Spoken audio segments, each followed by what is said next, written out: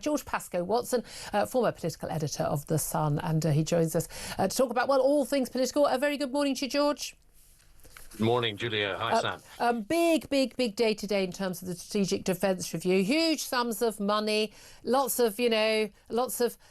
just sort of stuff that prime ministers, as you know, love. And you spent many years following PMs around doing this stuff. They love posing in front of the flags and big equipment and shaking hands with military people. Almost across the board, political parties, I mean, from the Green Party to Reform, are agreeing on we need to spend more money on defence. But from your knowledge over the years, and I know you spent a lot of time with military, you were embedded with forces and things, Iraq war and that. Is what he's announcing today, is that enough money? And are we actually going to have safe borders? I think the number one question is, can you ever spend enough money on defence? And in this country, in this world, I'm actually pleased and applaud Keir Starmer and John Healey for taking these steps. The second thing is, if you're in the defence industry in Britain, you are absolutely celebrating, because this is phenomenal news for sales and for Britain's position in the world, because when we sell military equipment around the world, we also have greater power. We know how that military system works, and that is critical, particularly in the new age of space age defense technology. So it's a very good thing on the face of it. Obviously, making sure that it's not just an ambition but an actual commitment is seriously important. 12 new submarines is huge news, and will employ many very skilled engineers up and down the country, particularly in Scotland. So you have to think about the Scottish politics there as well. The Labour Prime Minister looking after Scottish workers is very important in the battle with the SNP. Is it ever going to be enough? I don't think you can ever be complacent about defence. As we know, security is the number one priority of any government. So in a day that we could be watching a Prime Minister turning his head and looking away from defence, I'm pleased that he's doing it. It's the right thing to do. But one of the questions we haven't discussed in the media recently is the importance of increasing the number of men and women serving in the well, indeed, force. And it was a question I put actually to Defence Minister Alistair Cairns about, the actual numbers we've got. We're down to 70,000. It's supposed to be 73, but even that doesn't touch the sides of the forces we would actually need in the event of not just defending ourselves, but being able to put peacekeeping forces, if there ever came to it, in Ukraine, or defending the Baltic states or any other of our NATO allies. And there's a real danger of running away with the idea that technology replaces humans in military, and that's just not true. You speak to anybody in the military senior, and they make the point that if you take land, you have to hold land. There have to be logistical supports. There has to be everybody from the catering people to the science people, the health people, everybody. And it needs human beings, not just smart weapons. So that's a really big debate. And as a society, are we prepared for that? Do young men and women, are they interested in joining our services? It looks like the recruitment numbers are dwindling. And what are we doing? I'm not surprised, though. The adverts in recent years, and I've noticed they have changed in the last 6 months or so, but the adverts were all like, oh, we need people with mental health problems. Come and be trans in the military. It's like, no, come and get a career, come and fight for your country, come and be proud of what you're doing every day. Those are the sort of young people we want. But we know the surveys showing, and the same for America, something like 40% only of youngsters in this country would be willing to fight for their country. That's damning. You have to ask why that is. Our young people are very, very intelligent people in today's world. They're weighing up their possibilities, weighing up their opportunities, and they're saying, what is the future? Also, don't forget that in my generation, certainly, I wouldn't class you in mine, Julia. I hate to tell you, you know perfectly well we're the same generation. But in my generation, I come from a family. My father served in the Royal Air Force. He was a Spitfire pilot. There are links in my generation to people who have been in the military, and those links have been dying for generations. And so it's not so much in the culture anymore. And so it's quite a job for any government, whether it's Labour, Conservative, whoever, to try and encourage the young people to think of a real career in the military. A career is one thing, but your country being under attack, I'm not talking about going off and fighting, someone would say foreign overseas wars, fighting the idea that people wouldn't think that they would fight to defend their own country, I think is absolutely terrifying. But again, if you tell people, particularly young people, their country country's terrible, there's nothing worth standing up for, no values, then what a surprise.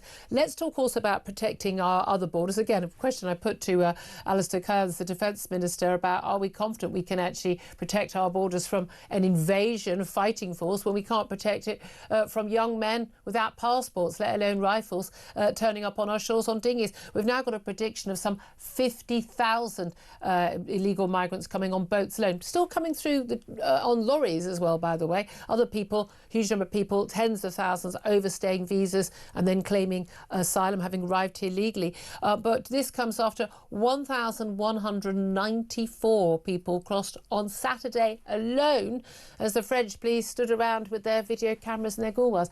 Can we protect our borders?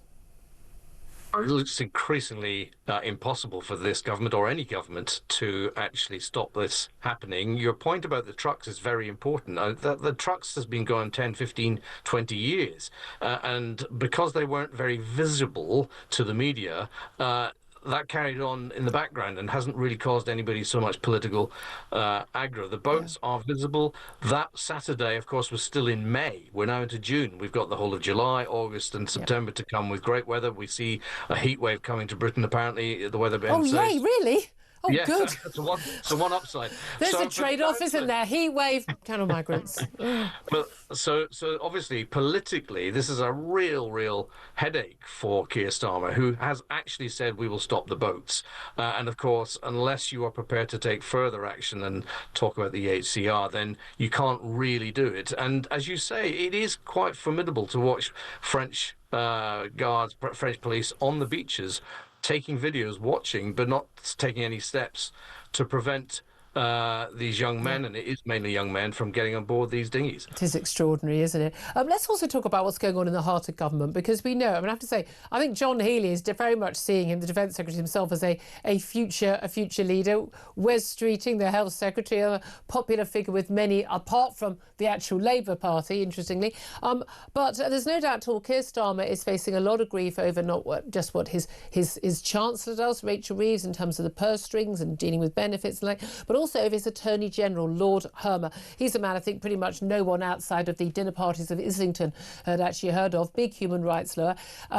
It turns out, I mean, in a speech to RUSI last week, the Royal United Service Institute, thought it was a good idea to basically compare people who wanted us to leave the European Convention on Human Rights, say Reform and Tory politicians, to Nazis, comparing them to lawyers on behalf of basically, Hitler in the 1930s wanting to leave sort of rule-based law.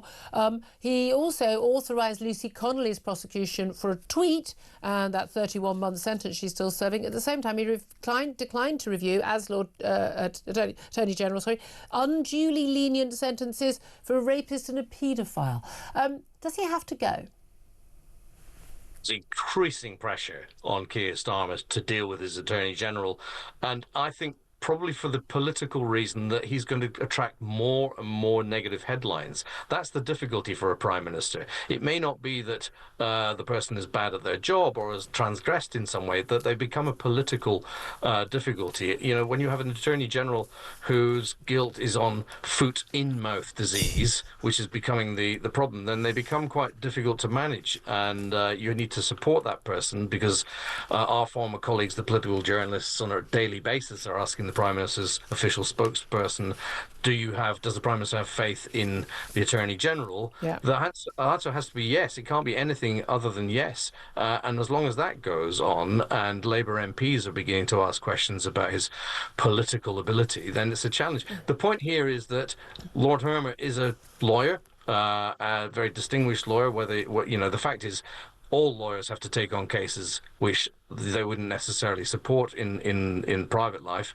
But here is a man who has actually expressed his political views during his career. Yeah. And it seems like there's a perception that he is playing politics with the law. Now, I'm not saying that, but certainly colleagues of his own. I am.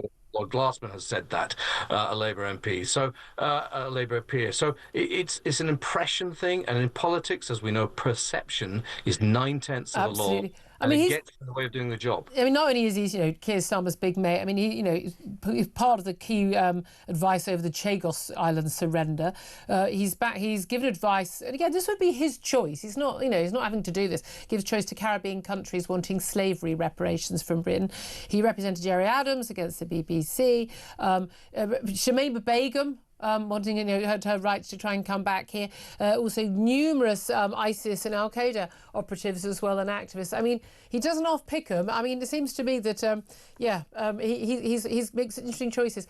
Just finally, I do want to ask you about more homegrown stuff. People pay their local, council tax, and we've seen council tax go up, 5% pretty much for everybody, if not more in some places.